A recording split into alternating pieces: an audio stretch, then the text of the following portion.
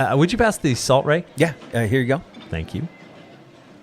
Man, I love breakfast at a diner. I mean, is there anything better? No, not much. And this Portsmouth, New Hampshire diner has got everything you want. Eggs, pancakes, corned beef hash, bacon. So much great stuff. I think my favorite part about a diner breakfast is that you don't have to make it or clean it up. I mean, how many times at home do you make a huge production out of breakfast? Almost never. Yeah. I mean, maybe a few times a year, a couple holidays, I guess.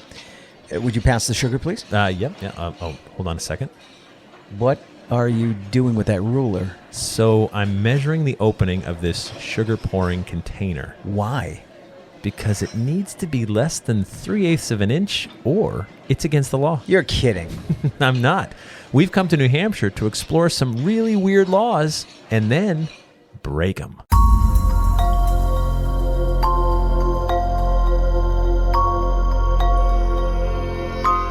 Hey, I'm Jeff Belanger. Welcome to episode 387 of the New England Legends podcast. And I'm Ray Auger. Thank you for joining us on our mission to explore all the wicked, strange parts of New England, one story at a time. From weird laws to haunts to UFOs, monsters, roadside oddities, and more.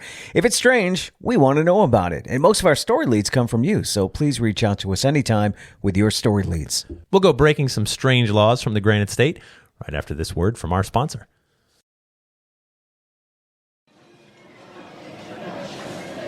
All right, so I'm about to add some sugar into my coffee. Right. The sugar is in a pouring jar on the table, like the ones you've seen in countless diners over the years. Yeah, they pretty much all look the same. And you're telling me the size of the pouring hole in that jar has to meet a standard, or it's against the law? We would, of course, be referring to Title 143 of New Hampshire state law. Of course, yes. Yeah, we all know that one, referring to sanitary production and distribution of food, specifically 143 Section 6A, regarding sugar packets and containers that state, and I quote, "No establishment which serves food or drink to the public with or without charge shall provide sugar except in individually wrapped packets or in covered containers from which sugar is poured through a hole not more than 3/8 of an inch in diameter." The law was established September 23rd, 1971. Oh, right, yeah. I mean, who could forget that day? Exactly. So the argument seems to be that they don't want open sugar bowls because that wouldn't be sanitary. So, me unscrewing this lid. Ray, what are you doing? And spooning in the sugar Ray. out of the open jar. Ray. You're saying that I just broke the law? Sort of. I mean, I imagine this might be more on the restaurant to not let you do that. I'm surprised no one's tackled you or tried to make a citizen's arrest. Okay, the open sugar bowl thing does make sense for sanitary reasons. But still, it seems like a silly law. And it is a silly law, and we have many of them. So back on February 10th, 2025, President Trump signed an executive order regarding the use of paper straws over plastic ones. The order said states and counties were no longer allowed to mandate restaurants to use paper straws. Oh, I remember hearing about that one.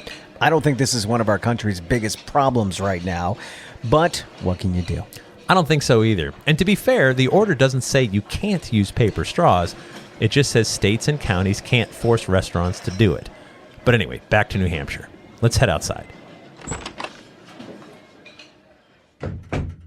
And we'll take a drive north to the White Mountains National Forest.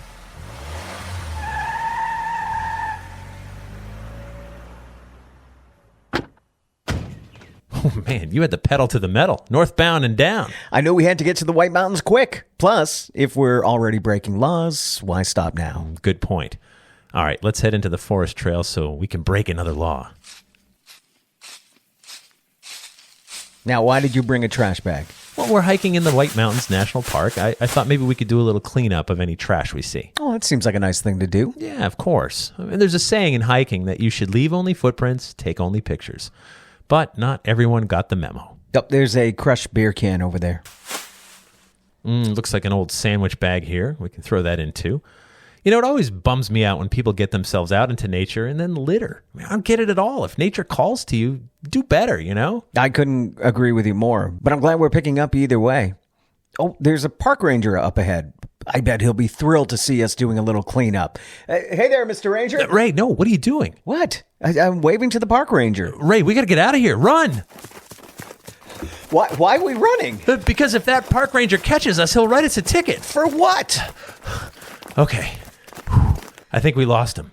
So in New Hampshire, it's illegal to clean up litter in the White Mountains National Forest without a permit. Shut the front door. You're kidding. No. The full law says you can't rake the beaches, pick up litter, haul trash away, or build a park bench without a permit. Otherwise, it's a $150 fine. And I was just about to say, we should build a park bench right here. I know, crazy, right? Completely crazy. So it turns out the main reason behind this seemingly weird law is that there's historic artifacts out here in the woods. Old iron horseshoes and other items of historical significance, and they don't want those items removed. And in our all-or-nothing litigious society, we need the rule to apply to all trash or none. Exactly. So the crushed beer can is placed on the same level as iron artifacts from centuries ago. And that's what happens when you play lawyer ball, I guess. You're right. Hey, since we're here in the mountains, maybe we could do a little hunting. Sure. Let's see what kind of game we can find. Okay, I guess we can start by looking for tracks. Oh, there may be deer tracks over there. See? Yeah, maybe. Well, let's follow them for a little bit. What in the world did you just pull out of your backpack? This? Yeah, that. Is that a ferret? Yeah, this is Mr. Fluffkins. This is Mr. Fluffkins? I brought him to help us hunt. Are you crazy? Why? Ferrets are good hunters, Ray. Because it's against the law in New Hampshire to bring your ferret hunting. It is? I thought everyone knew that, Jeff. I'm, of course, referring to New Hampshire State Law, Title 18, Chapter 207, Section 6, that states, ready? And I quote, Okay. No person, while hunting or obviously on his way to or from hunting, shall have a ferret in his possession, custody, or control. The law went into effect in 1935. So me even having Mr. Fluffkins out here in the woods with us is breaking the law right now. It is. Originally, ferrets were used to hunt rabbits. Very few people did this, but the concern was that if some ferrets got into the wild and started reproducing, it could mess up the balance of the ecosystem. Then I guess we better get out of here. And since we're already on the lam, let's head southbound and down for one more stop back in Portsmouth.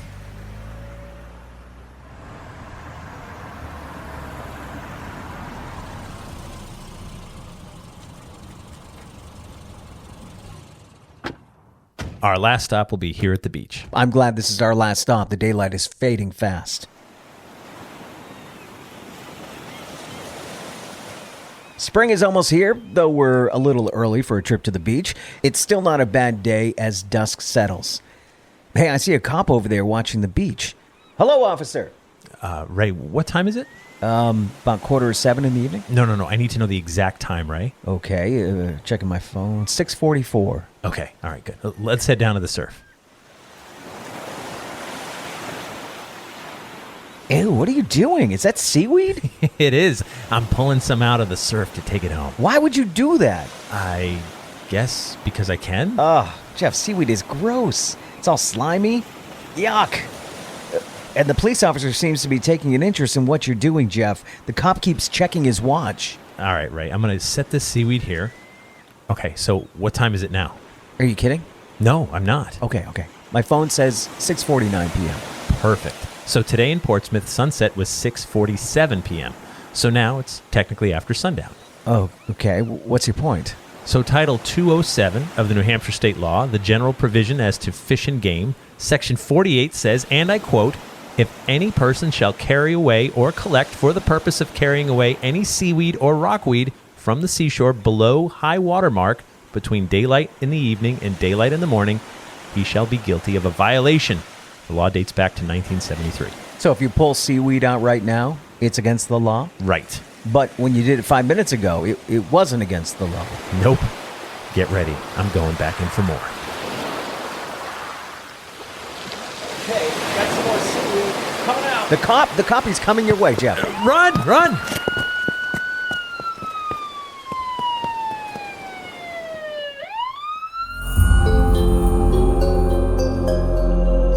And that takes us to After the Legend, where your fugitive buddies take a deeper dive into this week's story and sometimes veer off course. After the Legend's brought to you by our Patreon patrons.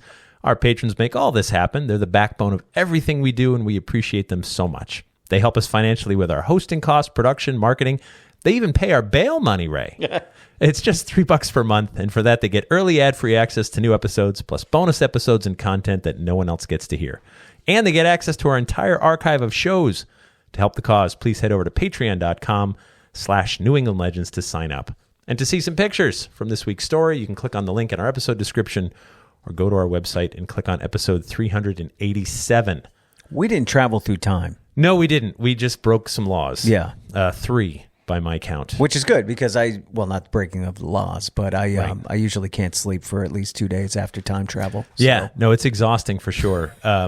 So I love some of these old laws that are still on the books, right? And there's many others. These were just some fun ones that came up as I was searching. And every state has got them. Oh, yeah. Not just New Hampshire. We're picking on New Hampshire this week because we're due, but every state has got some silly laws that just never got removed. Because something silly happened at one time that somebody addressed, and it was like, oh, now we got to make a law about that. So the ferret thing, which is funny, because like, how many times have you seen someone hunting with a ferret? If I had $1, right? How many times have you seen somebody with a ferret outside of the house? Okay, that I have. I've seen people walking around with like a pet ferret on a leash, like crawling around them. I've seen people with parrots on their shoulders in Worcester, right? Like I did, you know. So once in a blue moon, but hunting. Yeah. So I sort of get it. Yellowstone, they removed all the wolves years ago, and it messed everything up. Because the wolves are a natural predator, they were keeping the deer population in control. Right. It's funny when you think you're doing something good by removing something dangerous, you think it helps, and you can mess up a whole ecosystem. Everything has a purpose. We have to stay away from it as humans and allow it to happen. I also understand though that you're not meant to introduce species that were never from an area, right? So I get that. It's not like the wolves were there, right? Ferrets not. Right. Ferrets weren't in New Hampshire, so I sort of understand, you know. But yes, someone along the way was just like, if I see one more ferret, I'm going right to my rep and dragging him out here in the woods and being like, look, this is bad. Yeah, because again, this stuff was an issue at one time. Yeah, like seaweed. People collecting seaweed was an issue at one time. But what made it an issue? And literally, daylight's okay, but after sundown, you know, sunset, there's a specific time that sun sets. If you did it 3 minutes before, you're okay. 3 minutes after, you're not. Okay, so after it sets, you're walking around with armfuls of seaweed, right? And somebody sees that. Gross already. And now they're calling the newspaper saying there's a sea monster on the shore. Right. So that got annoying, and they said, no more seaweed after dark. Yeah. During the daylight, they can see you're just a lunatic, right? But at night, you could be a monster. Yeah. I don't know. I one of the things, and I confess I didn't have the time or the energy to look this up. I want to see how many arrests were made, how many tickets were written, you know, like, like when's the last time someone got a citation for having a ferret while hunting? Yeah. You know, was it like 1941 and that was it? Maybe one of our listeners can do some research on this one and let us know. This is one of those projects that could take literally the rest of your life. That's a rabbit hole. And if you're a ferret hole. If you're 20 years old right now, it could take 60 more years to like get to the bottom of this. But I don't even know who would have those numbers. Yeah. Because who keeps track of like citations written by park rangers in the 1950s? You got to go through all the police records in Portsmouth from the last 100 years, 200 years. This is a deep dive, right? So if you're up for the challenge, go right ahead. Yeah, by all means. Or you want to ask a cop like, hey, Portsmouth cop, too bad you're not still on the radio. This would be a perfect. I know it would. This would be a perfect bit for your morning show, right? So you just say, okay, you know, you're still enforcing these things. Yeah. So hey, quick question, officer. Questions about the law. Okay, you're at the beach. Got it. It's just past sundown. You know, the light's almost gone from the world, and you see someone pulling seaweed out of the sea. What do you do? And what do you do? What do you do? And he's like, remember my training. Nothing. All right, I do nothing at all. Yeah. Wells officer, I happen to know Title I, whatever. You know, it's against the law. They'll react to that well, I'm sure. Yeah, correcting them. Yeah, they love that. They're like, oh, great. So that's imagine I'd be cop of the year writing tickets for that one. You know, or just try it. Just go there and physically grab some seaweed and walk past a cop. And when they don't say anything, you can challenge them and be like, say, excuse me, sir, I just broke the law in front of you, and you did not react properly. Or if you walk by the officer and you know, he just looks the other way, then you go rob a bank. Oh, yeah, because obviously he gave you the okay to break laws. He's like, well, hey, you break one law, you can break any, right? Are we going to pick and choose? Like, this is the cool cop. He actually winked at me as I walked by with seaweed. This law's okay to break, the others aren't. You got to tell me here, right? It's all or nothing. Then the newspapers the next day, sea monster robs bank. Yeah, and there's chaos. Maybe that's it. Maybe it's a form of camouflage somebody used to do something bad in the dark, and they said, no more seaweed costumes in the dark. What about picking up trash, too? That was weird. It is, and I get it. And by the way, I usually will take like a grocery bag with me when I'm hiking. Yeah. And I always pick up trash. And I've done that in the White Mountains. So I am guilty of this crime for sure. Right. But also, no park ranger is going to see you picking up a beer can and stop you. Right. But I guess, I saw this website that showed some historic artifacts that have been found out in the woods. Old rusted like machines and stuff like that related to farms from centuries ago. And I get that. They're like, hey, don't just pull that out of here because it's a historic artifact. But you're right. We write our laws for all or nothing. Yeah. Right? There's nothing reasonable in our laws anymore. Right? Like someone saying, come on, you know the difference between picking up trash and picking up like a historic artifact. Like a cotton gin. Yeah, right. You don't have to be like a archaeology expert. Right. To say like, oh, crushed Coke can or, Could it be that you could hurt yourself? I don't know. And they don't want that? They don't want to have to come in and bandage your severed finger because you cut it on a Coke can from 1924? I don't know, man. Like every time I've been hiking, I enjoy the beauty of nature. I enjoy that it is pristine. And when I see it dirtied, it gets me mad. And by the way, that's probably most hikers, right? So it's not uncommon for you to have like your grocery bag. And if you see a few things, you just grab it and you toss it when you get home, right? But by the way, it's rare to see anything because most hikers have the same feeling. I was going to say that. Yeah. And if you do see something, it's probably a mistake. Sure. Something blew out of someone's hand, they couldn't grab it, and you found it later and fine, pick it up. It's possible. So I get that, but the idea of a permit and then building a park bench, I thought that was funny too. Like that was added into the law because some knucklehead did it. Remember that time you're walking through the woods and you see these guys building a park bench and you're like, hey, that's nice that you're putting a bench out here. What a beautiful place to see a view. And they're like, yeah, don't tell anyone, man. We don't have a permit for this. Wouldn't it be easier to build the bench and then carry it to the spot instead of taking all that lumber and tools? Wait a minute. You know what? Keep talking. Okay. You think that's what it was? We have the law word for word. No, placing, because my question is building on site. So if you carry it in, is that legal? Right. And right. You've already built it. Hold on. We got to find the exact thing. Yeah. You got to look at the fine print and read it very carefully. Because I've been thinking about it. It says build a park bench without a permit. So if it was already built and you place it, but then are you littering?